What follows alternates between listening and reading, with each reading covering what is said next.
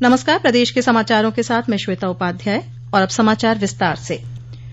प्रदेश के सहकारिता राज्य मंत्री जेपीएस राठौर ने आज लखनऊ में डिजी शक्ति योजना के अंतर्गत वर्ष 2022-23 के लिए आईसीसीएमआरटी के एमबीए, बीबीए और बीकॉम ऑनर्स के अंतिम वर्ष के छात्रों को 135 टैबलेट एवं 48 स्मार्टफोन वितरित किए। उन्होंने इंस्टीट्यूट के टॉपर विद्यार्थियों को प्रशस्ति पत्र देकर सम्मानित भी किया।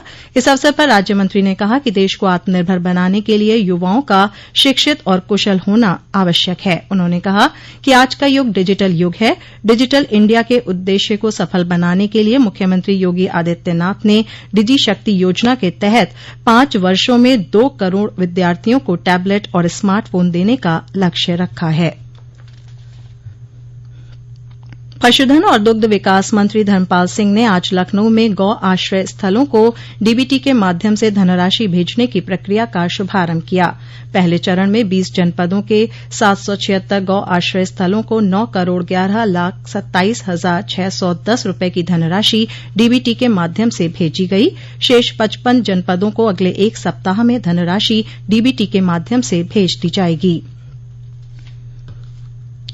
प्रदेश में मानसून एक बार फिर सक्रिय हो गया है। आज अम्बेडकर नगर, पीलीभीत, लखीमपुर खीरी, अयोध्या, हमीरपुर, बलिया, महाराजगंज समेत कई अन्य जगहों पर हल्की से मध्यम बारिश हुई। मौसम विभाग के अनुसार आज से 30 जुलाई तक प्रदेश के अनेक स्थानों पर बारिश हो सकती है। मौसम विभाग की ओर से प्रदेश के 9 जनपदों के लिए आज ऑरेंज अलर्ट और करीब 40 जनपदों के लिए येलो अलर्ट जारी किया गया है। जिन जिलों के लिए ऑरेंज अलर्ट जारी किया गया है उनमें अयोध्या, अम्बेडकर नगर, आजमगढ़, मऊ, सुल्तानपुर, जौनपुर, प्रयागराज, जालौन और हमीरपुर शामिल हैं।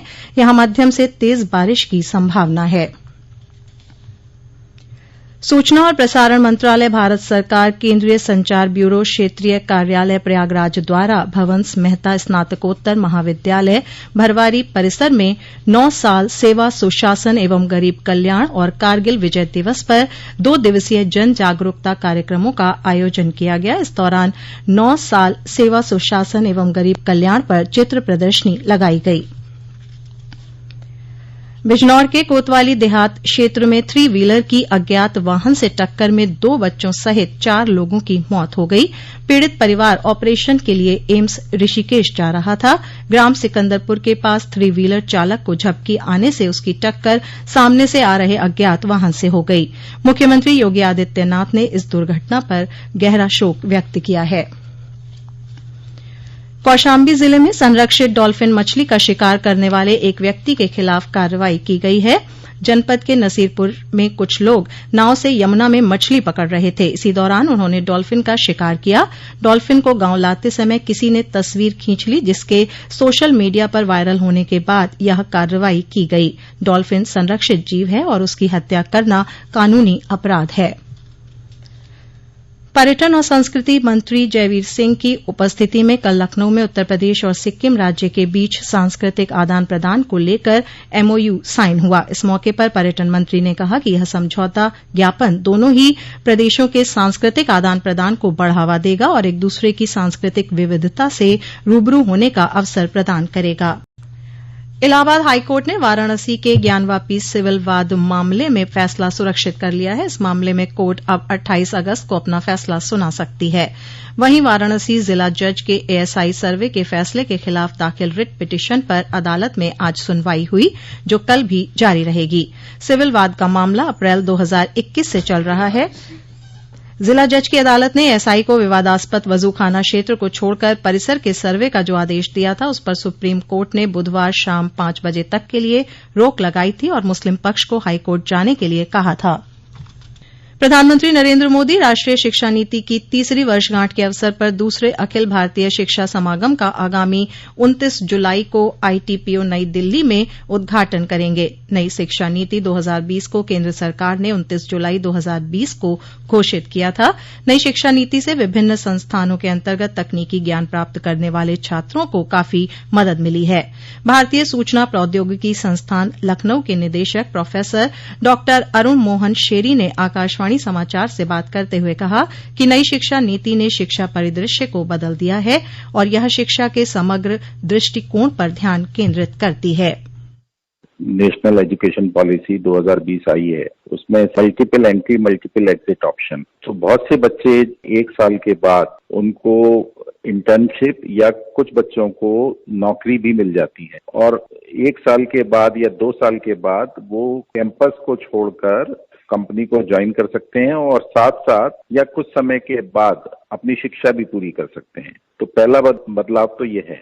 दूसरा, इसमें होलिस्टिक डेवलपमेंट पे ध्यान दिया गया है। अब हमारे यहाँ योगा, म्यूजिक, स्पोर्ट्स ये अब हमारे मेन करिकुलम का पार्ट है। ये education policy life long learning की तरफ ले जाती है और इसके दूरगामी परिणाम होंगे।